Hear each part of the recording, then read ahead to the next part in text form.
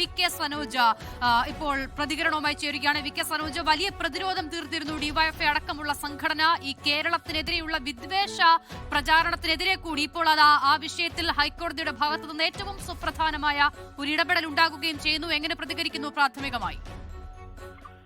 RSS മുന്നോട്ട് വെക്കുന്ന വിദ്വേഷ രാഷ്ട്രീയത്തിനുള്ള കടുത്ത പ്രഹരമാണിത്. ഇത് RSS നേതൃത്വം കൊടുക്കുന്ന കേന്ദ്ര ഗവൺമെന്റ് കൂടി ഇതാക്കിയതാണ്.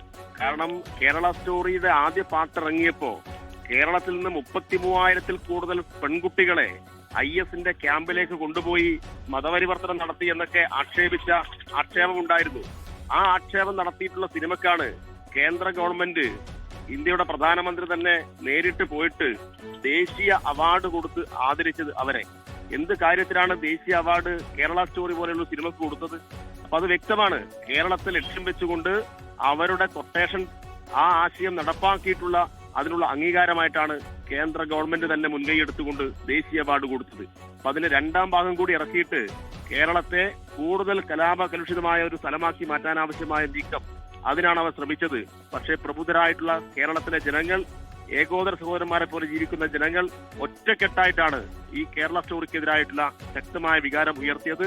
ആ ജനങ്ങളുടെ ആഗ്രഹമാണ് കേരളത്തിൽ നിങ്ങളുടെ വിഭജന രാഷ്ട്രീയത്തിന് സ്ഥാനമില്ല എന്ന് പ്രഖ്യാപനം തന്നെയാണ് ഇന്ന് ഹൈക്കോടതി വിധിയിൽ കൂടി ഉണ്ടായിട്ടുള്ളത്.